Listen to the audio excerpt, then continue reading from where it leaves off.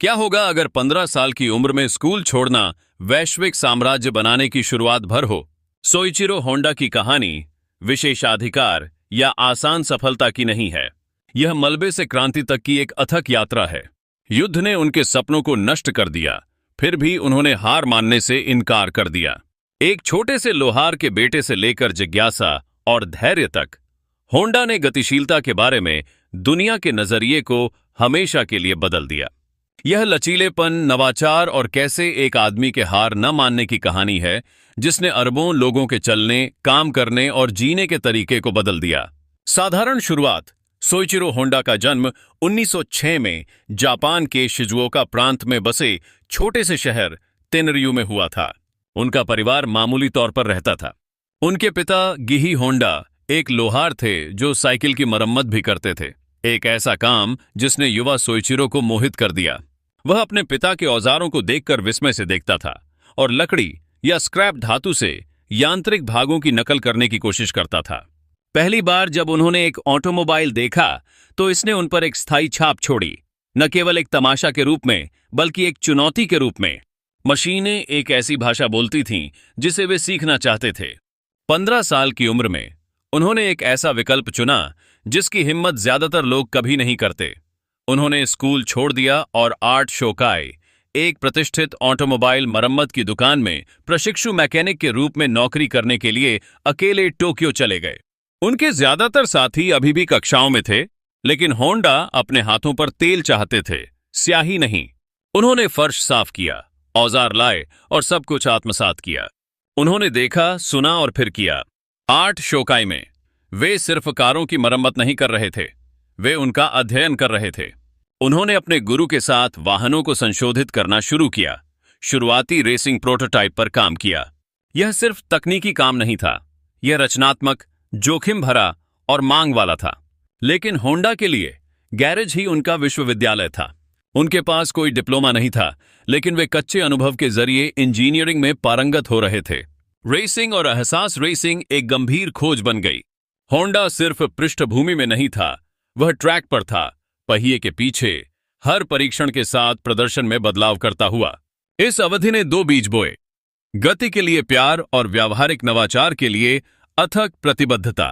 उनका मानना था कि मशीनों में लगातार सुधार किया जाना चाहिए, न कि सिर्फ रखरखाव किया जाना चाहिए। अपने 6 साल के प्रशिक्षुता के अंत तक होंडा सिर्फ एक मैकेनिक नहीं रह गया था, वह एक समस्या समाधानकर्ता, एक निर्माता और एक दूरदर्शी व्यक्ति था। उसके पास कोई औपचारिक योग्यता नहीं थी, लेकिन उसके पास जो ज्यादा मायने रखता था वह था धैर्य, कौशल और चीजों को अलग तरीके से करने की इच्छा। शुरुआती उद्यम और छोटी जीत। सिर्फ 21 साल की उम्र में सोइचिरो होंडा अब प्रशिक्षु नहीं था, वह एक नेता था। आर्ट शोकाई ने उसे हमामात्सु शाखा के प्रबंधन का काम सौंपा, लेकिन होंडा नियमित मरम्मत से संतुष्ट नहीं था, वह सीमाओं को आगे बढ़ाना चाहता था। उसके प्रबंधन में दुकान प्रयोग का केंद्र बन गई। उसने इंजन संशोधित किए, चेसिस डिजाइन बदले और कस्टम कारें बनाना शुरू किया जो कच्ची शक्ति को सरलता के साथ मिलाती थीं। उनके सबसे साहसिक उपक्रमों में से एक 1936 में आया जब उन्होंने और उनके एक सहयोगी ने कर्टिस विमान इंजन द्वारा संचालित एक रेस कार डिजाइन की, एक अपरंपरागत विकल्प। उन्होंने इसे ऑल जापान स्पीड रैली में शामिल किया, एक छोटे से ऑपरेशन के लिए एक महत्वाकांक्षी कदम। होंडा ने सह चालक के रूप में काम किया, लेकिन रेस एक हिंसक दुर्घटना में समाप्त हो गई जिसने लगभग उनकी जान ले ली। उन्हें कई चोटें आईं और कार बर्बाद हो गई। दुर्घटना ने उनके रेसिंग के दिनों का अंत कर दिया, लेकिन प्रदर्शन के प्रति उनके जुनून को नहीं। इस झटके ने उनके ध्यान को तेज कर दिया। अगर वह पहिए के पीछे नहीं जीत सकते तो वे जो बनाते हैं उससे जीतते। उस वर्ष के अंत में उन्होंने अपनी पहली कंपनी शुरू की, टोकाइसेकी। लक्ष्य सटीक इंजीनियर पिस्टन रिंग का निर्माण करना था, इंजन में एक महत्वपूर्ण हिस्सा। होंडा ने उन्हें प्रमुख ऑटोमेकर्स, विशेष रूप से टोयोटा को आपूर्ति करने की कल्पना की, लेकिन उनके शुरुआती उत्पादों को अस्वीकार कर दिया गया। औद्योगिक उपयोग के लिए बहुत ही अस्पष्ट, अधिकांश झटके के कारण बंद हो गए होते, लेकिन होंडा ने दोगुना प्रयास किया। उन्होंने धातु विज्ञान और औद्योगिक स्तर की परिशुद्धता को समझने के लिए एक स्थानीय तकनीकी स्कूल में दाखिला लिया। उन्हें सिर्फ सिद्धांत में दिलचस्पी नहीं थी, उन्हें ऐसे उत्तर चाहिए थे जो वास्तविक दुनिया के उत्पादन में खामियों को ठीक कर सकें। व्यापक परीक्षण और अनगिनत असफल प्रोटोटाइप के बाद उन्होंने इस प्रक्रिया को पूर्ण किया। आखिरकार टोकाई सेकी ने टोयोटा के साथ एक अनुबंध हासिल किया, एक ऐसी सफलता जिसने कंपनी को वित्तीय राहत और विश्वसनीयता दी। अपने शुरुआती 30 के दशक में होंडा ने साबित कर दिया था कि वह मशीनों से ज्यादा कुछ बना सकता है, वह व्यवसाय बना सकता है। वह पश्चिमी इंजीनियरिंग की नकल करने या उद्योग के मानदंड ओम का पालन करने की कोशिश नहीं कर रहा था। वह अपने स्वयं के दृष्टिकोण का पीछा कर रहा था, प्रयोग और अथक परीक्षण और त्रुटि से प्रेरित। विनाश और हानि। लेकिन जैसे ही टोकाई सेकी ने गति प्राप्त करना शुरू किया, काले बादल छा गए। युद्ध मंडरा रहा था और आने वाले वर्षों में उसने जो कुछ भी बनाया था वह कगार पर पहुंच जाएगा और फिर नष्ट हो जाएगा। जैसे ही जापान द्वितीय विश्व युद्ध में उतरा, सोइचिरो होंडा की टोकाई सेकी को युद्ध मशीन में खींच लिया गया। सरकार ने औद्योगिक प्रयासों को सैन्य उत्पादन की ओर मोड़ दिया और होंडा की फैक्ट्री ने विमान इंजन घटकों का निर्माण शुरू कर दिया। कुछ समय के लिए व्यापार में उछाल आया, ऑर्डर आने लगे और कार्यबल का विस्तार हुआ। लेकिन यह समृद्धि कमजोर जमीन पर बनी थी। सख्त सरकारी निगरानी में काम करते हुए सोइचिरो को सख्त विनिर्देशों और बदलती मांगों का पालन करना पड़ा। अनुपालन के लिए नवाचार पीछे छूट गया। फिर भी उन्होंने कास्टिंग तकनीकों से लेकर असेंबली लाइनों तक हर चीज में अपनी सामान्य सटीकता लागू की। लेकिन युद्ध के दौरान सफलता की कीमत केवल भौतिक नहीं थी, यह आध्यात्मिक थी। होंडा ने बाद में मोहभंग महसूस किया, यहां तक कि फंस भी गया, क्योंकि उसके काम ने प्रगति के बजाय विनाश को बढ़ावा दिया। फिर बमबारी के हमले हुए। 1944 में अमेरिकी सेना ने जापान भर में औद्योगिक बुनियादी ढांचे को निशाना बनाना शुरू कर दिया। एक ही हवाई हमले में टोकाई सेकी की प्राथमिक फैक्ट्री ध्वस्त हो गई। मशीनें मलबे में बदल गईं और इंजीनियरिंग के वर्षों के प्रयास पल भर में खत्म हो गए। होंडा के कर्मचारी बिखर गए, कई बेरोजगार हो गए या उन्हें भर्ती कर लिया गया। लेकिन इससे भी बुरा अभी आना बाकी था। जनवरी 1945 में इस क्षेत्र में एक विनाशकारी भूकंप आया। कारखाने का जो थोड़ा बहुत बचा था वह धूल में मिल गया। यह एक क्रूर अंतिम झटका था। सोइचिरो होंडा, जो कभी एक उभरते हुए उद्योगपति थे, अब पूरी तरह बर्बाद हो चुके थे। कोई कार्यशाला नहीं, कोई उपकरण नहीं, कोई आय नहीं, बस मलबा। निराशा में डूबने के बजाय उन्होंने एक सुनियोजित निर्णय लिया। उन्होंने टोकाई सेकी के खंडहरों को मामूली रकम में टोयोटा को बेच दिया। यह कोई लाभदायक सौदा नहीं था, लेकिन इससे उन्हें एक साफ सुथरा निकास मिला और फिर से संगठित होने के लिए पर्याप्त संसाधन मिले। तब तक जापान राख में तब्दील हो चुका था। भोजन दुर्लभ था, बुनियादी ढांचा टूट चुका था और उम्मीद पाना मुश्किल था। लेकिन होंडा ने अतीत को बचाने की कोशिश नहीं की। उन्होंने भविष्य की कल्पना करना शुरू कर दिया। पुनर्जन्म। होंडा के बीज बोना युद्ध के बाद जापान पहचान में नहीं आ रहा था। शहर मलबे में दबे हुए थे, कारखाने खत्म हो चुके थे, परिवहन एक विलासिता थी जिसे ज्यादातर लोग वहन नहीं कर सकते थे। सोइचिरो होंडा ने इसे सिर्फ त्रासदी के रूप में नहीं देखा, बल्कि एक अवसर के रूप में भी देखा। उन्होंने समझा कि सुधार भव्य नवाचारों से शुरू नहीं होगा, यह एक बुनियादी समस्या को हल करने से शुरू होगा। लोगों को फिर से कैसे आगे बढ़ाया जाए। 1944 में होंडा ने टोकाई सेकी की बिक्री से मिली एक छोटी राशि का इस्तेमाल होंडा तकनीकी अनुसंधान संस्थान शुरू करने के लिए किया। कोई चमचमाता मुख्यालय नहीं था। हमामात्सु में सिर्फ एक अव्यवस्थित झोपड़ी और 12 कर्मचारियों का एक अस्त व्यस्त दल था। आपूर्ति को इकट्ठा किया जाता था, इंजन को त्यागे गए सैन्य जनरेटर से निकाला जाता था। होंडा का विचार अपनी सादगी में साहसी था। इन इंजनों को साइकिल पर बांध दें। पहले संस्करण कच्चे थे, शोर, अस्थिर और बेहद अक्षम, लेकिन लोगों ने उन्हें खरीदा। वे सस्ते थे और उन्होंने काम किया। टीम डिजाइन में बदलाव करती रही, नए कार्बोरेटर आजमाती रही, एग्जॉस्ट सिस्टम को फिर से काम करती रही और फ्रेम बैलेंस में सुधार करती रही। होंडा पूरे समय हाथों हाथ काम करता रहा, आस्तीनें ऊपर करके, ग्रीस और गैसोलीन से गंदा। लेकिन महत्वाकांक्षा के लिए आविष्कार से ज्यादा की जरूरत होती है। इसके लिए संरचना की जरूरत होती है। और यही वह समय था जब टेको फुजिसावा ने तस्वीर में प्रवेश किया। फुजिसावा कोई इंजीनियर नहीं था, वह एक व्यवसायी था, और ठीक वही जिसकी होंडा में कमी थी। 1928 में दोनों लोगों ने एक साझेदारी बनाई जिसने कंपनी के भविष्य को आकार दिया। होंडा ने डिजाइन और इंजीनियरिंग पर ध्यान केंद्रित किया, जबकि फुजिसावा ने वित्त, संचालन और विस्तार रणनीति को संभाला। उनकी केमिस्ट्री तुरंत ही बन गई। अलग अलग ताकतें, एक ही नजरिया। उसी साल उन्होंने आधिकारिक तौर पर होंडा मोटर कंपनी लिमिटेड की स्थापना की। होंडा का पहला असली उत्पाद कोई कार या मोटरसाइकिल नहीं था। यह मॉडल ए था, एक छोटा 2 स्ट्रोक इंजन द्वारा संचालित मोटर चालित साइकिल। यह भद्दा था, हाँ, लेकिन क्रांतिकारी भी। जैसे जैसे मांग बढ़ी, होंडा ने बचे हुए जनरेटर मोटर्स को हटा दिया और इन हाउस इंजन का उत्पादन शुरू कर दिया। इसने एक महत्वपूर्ण बदलाव को चिह्नित किया, टिंकरिंग से विनिर्माण तक। आलोचकों ने शोर मचाने वाली बाइकों का मजाक उड़ाया। अखबारों ने मजाक में कहा कि वे गुस्से में भौरे की तरह आवाज कर रही थीं, लेकिन होंडा ने आलोचना का स्वागत किया। अगर लोग बात कर रहे हैं, उन्होंने कहा, इसका मतलब है कि वे देख रहे हैं।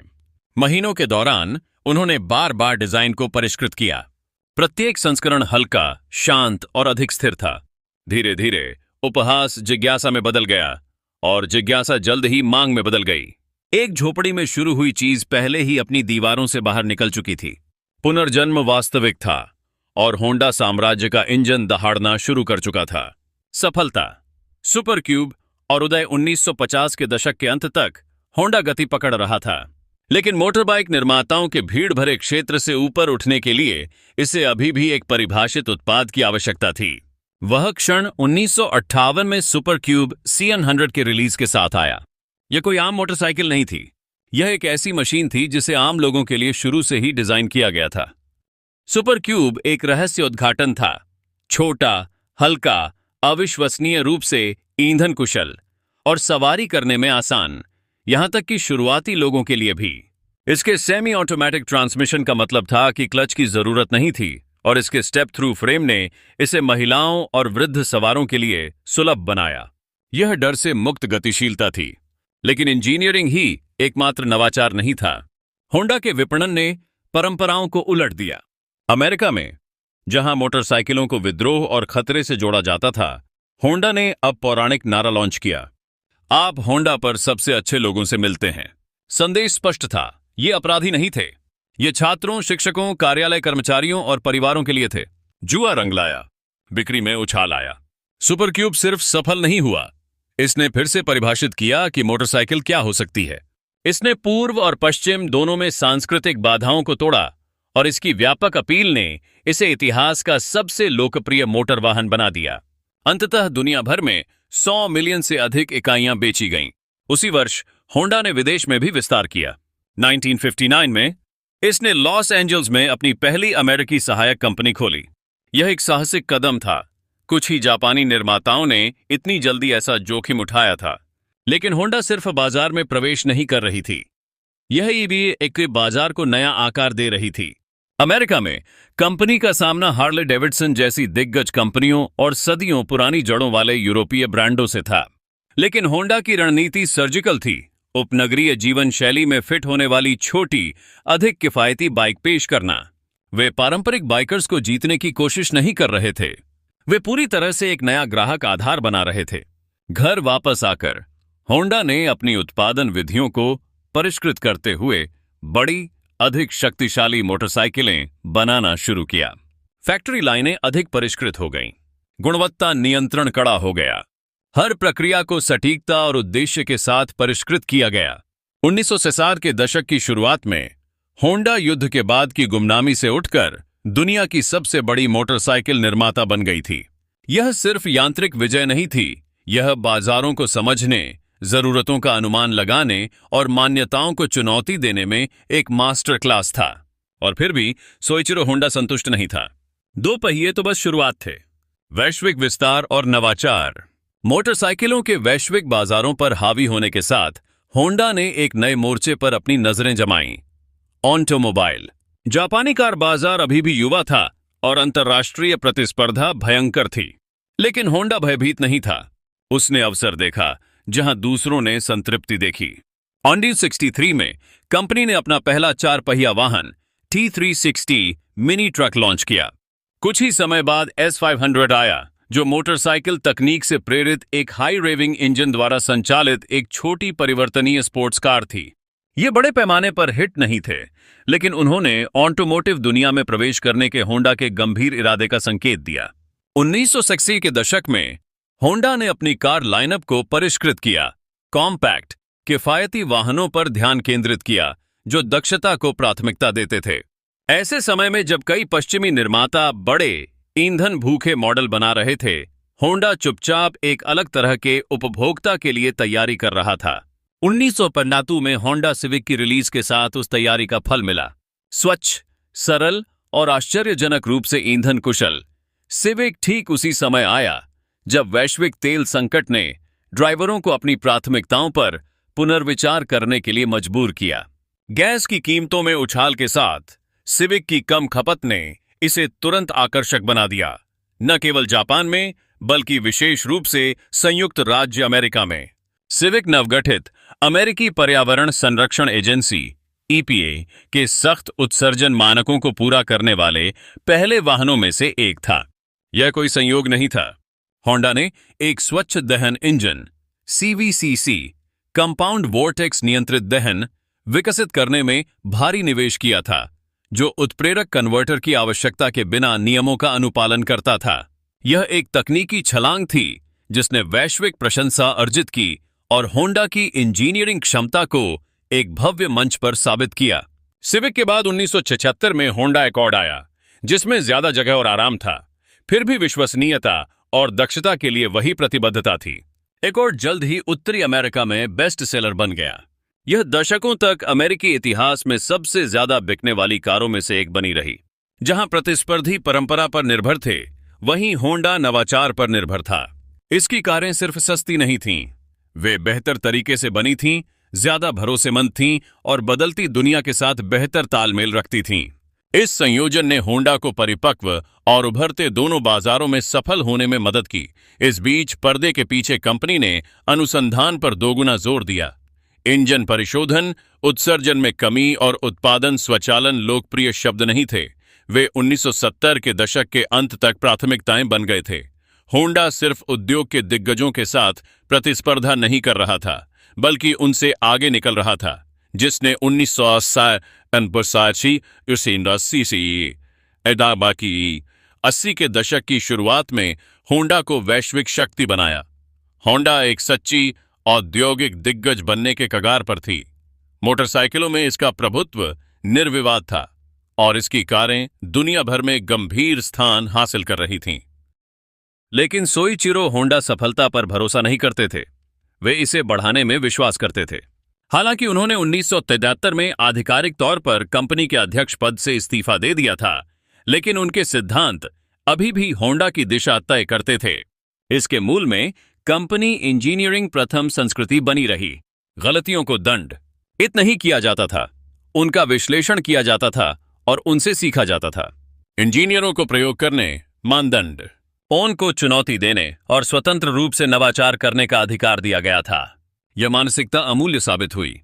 होंडा के सबसे महत्वपूर्ण रणनीतिक कदमों में से एक स्थानीयकरण था। जापान से वाहन भेजने के बजाय होंडा ने प्रमुख वैश्विक बाजारों में उत्पादन संयंत्र बनाना शुरू कर दिया।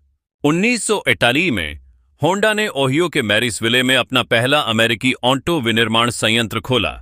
अमेरिका में कारों का उत्पादन करने वाला पहला जापानी वाहन निर्माता बन गया। इस साहसिक कदम ने लागत कम की, व्यापार तनाव को दरकिनार किया और होंडा को स्थानीय अर्थव्यवस्थाओं में शामिल किया।